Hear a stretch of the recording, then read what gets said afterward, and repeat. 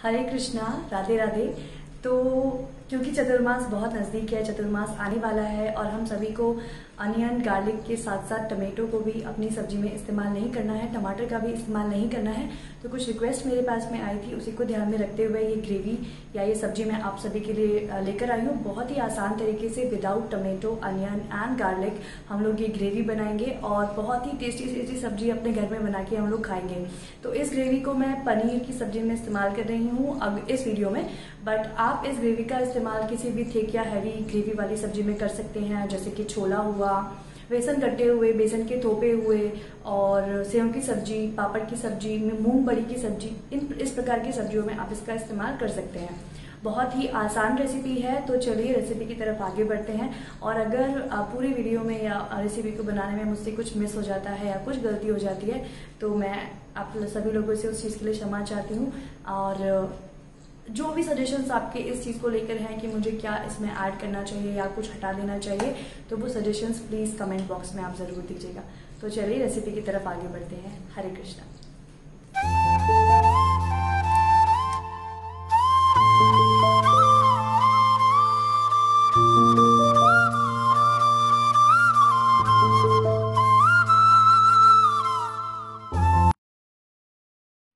तो इसे बनाने के लिए मैंने यहाँ पे 250 ग्राम पनीर लिया है।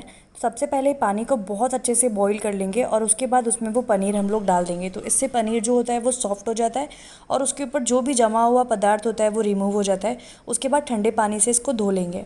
अब मैंने यहाँ पर करीबन 1 कप मूंगफली दाना लिया है और मूंगफली दाने को हम लोग मीडियम फ्लेम पर भून लेंगे। इसको हमें अच्छे से रोस्ट कर लेना है और रोस्ट करने में करीबन 5 से 10 मिनट का समय लगता है अगर आप इसको मीडियम फ्लेम पर रोस्ट करते हैं तो। और जिस समय पे हम इसे रोस्ट कर ही रहे होते हैं उस समय पर ही इसका मैक्सिमम छिलका जो है वो ऐसे ही रिमूव हो जाता है। और रेस्ट इसको रोस्ट करने के बाद में हमें इसको ठंडा होने देना है बहुत अच्छे से। और जब ये ठंडा हो जाएगा उसके बाद में हम इसको हाथ से मसल कर इसके छिलके को निकाल लेंगे और उसके बाद ही जो है हम इसका इस्तेमाल करेंगे। अब देखिए ये प्रॉपर्ली रोस्ट हो चुका है और मैंने इसको अलग बर्तन में निकाल कर ठंडे होने के लिए रख दिया। अब मैं यहाँ पर आधा कप सफ़ेद तिल का इस्तेमाल कर रही हूँ।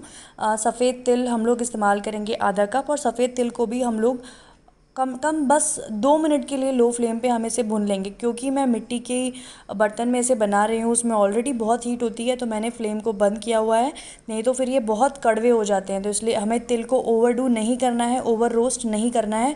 इस चीज़ का बहुत ज़्यादा ध्यान रखना है। सिर्फ 2 मिनट के लिए लो फ्लेम पर आप इसे रोस्ट कर लीजिए कि इसमें जो मॉइस्चर है वो रिमूव हो जाए, दैट्स इट। और फिर उसके बाद में हम इसको इस तरीके से निकाल लेंगे और अब इसको हमें ठंडा होने के लिए रख देना है।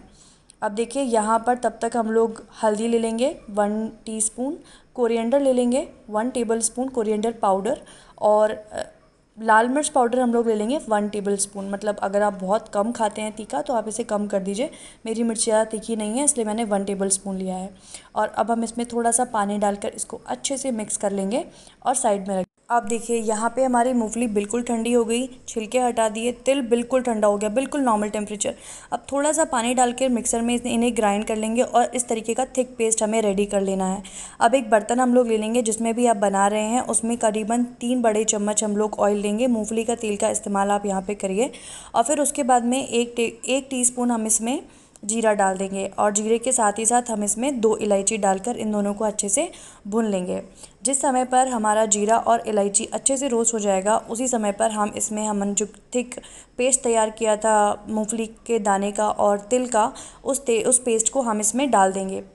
और फिर उसके बाद में जो हमने मसालों की एक पानी के साथ में पेस्ट रेडी किया था उस पेस्ट को भी हम इसमें डाल देंगे और इन्हें बहुत अच्छे से मिक्स कर लेंगे। अब देखिए यहाँ पर अगर आप इसे और अच्छा कलर देना चाहते हैं तो आप यहाँ पे कश्मीरी लाल मिर्च का इस्तेमाल कर सकते हैं, क्योंकि कश्मीरी लाल मिर्च जो है वो सिर्फ कलर देती है, तीखापन नहीं बढ़ाती, बट हाँ सब्ज़ी के कलर को बहुत ज़्यादा इन्हांस कर देती है, तो आप उसका यहाँ पर इस्तेमाल कर सकते हैं। और फिर उसके बाद में हम इसको ढककर पकने के लिए छोड़ देंगे कम से कम 10 मिनट मीडियम फ्लेम पर। और 10 मिनट के बाद में हम इसे आके चेक करेंगे। अब हम देखेंगे कि हमारी ग्रेवी जो है वो आधी से ज़्यादा पक चुकी है। तो इस स्टेज पर हम यहाँ पर कुछ इंग्रेडिएंट्स एक्स्ट्रा ऐड करेंगे, क्योंकि हम यहाँ पर टमाटर का इस्तेमाल नहीं कर रहे हैं। तो इस सब्ज़ी में खटास देने के लिए हम इसमें अमचूर ऐड कर सकते हैं या दही ऐड कर सकते हैं। तो क्योंकि मैं इसमें अमचूर और दही दोनों ऐड करने वाली हूँ, तो इसीलिए मैंने यहाँ पे अमचूर की क्वांटिटी भी कम रखी है और दही की भी। अगर आप सिर्फ दही ऐड कर रहे हैं तो थोड़ी क्वांटिटी आप बढ़ा दीजिए। अब यहाँ पर हम लोग नमक डालेंगे एज़ रिक्वायर्ड, जितना आप नमक खाते हैं उसके हिसाब से डाल दीजिए। और यहाँ पर मैंने 1 टीस्पून या 1 टेबलस्पून भी आप अमचूर इसमें डाल सकते हैं और इसे अच्छे से मिक्स कर लीजिए लाइक दिस।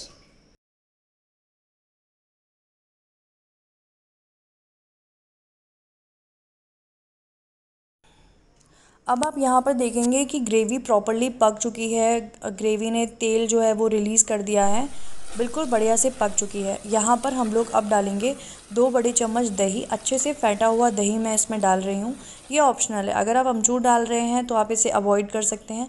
तो खटास के लिए आप यहाँ पे अमचूर, चाट मसाला या फिर दही का इस्तेमाल कर सकते हैं।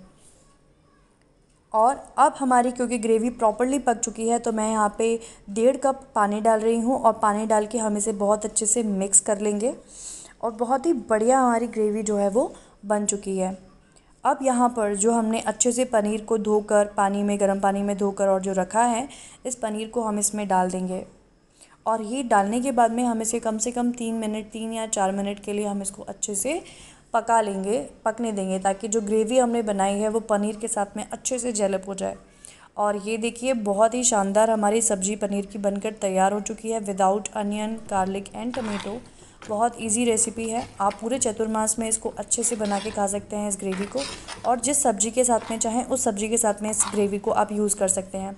अब देखिए ये वीडियो मैंने क्लिप इसलिए बनाई, मैंने मिट्टी का बर्तन इस्तेमाल किया, टेबल पे रखा, स्टिल वो गर्म है, उसमें बुलबुले उठ रहे हैं।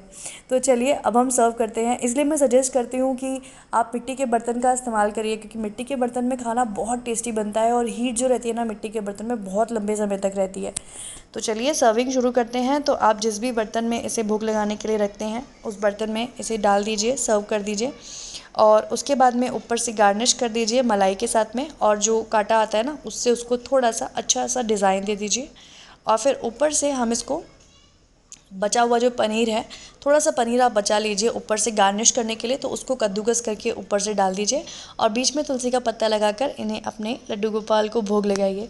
बहुत ही बढ़िया रेसिपी है, चतुर्मास में आप इस ग्रेवी का इस्तेमाल कर सकते हैं। अगर आपको वीडियो अच्छा लगा तो इसे शेयर करिए, लाइक करिए और चैनल को सब्सक्राइब करिए। हरे कृष्णा।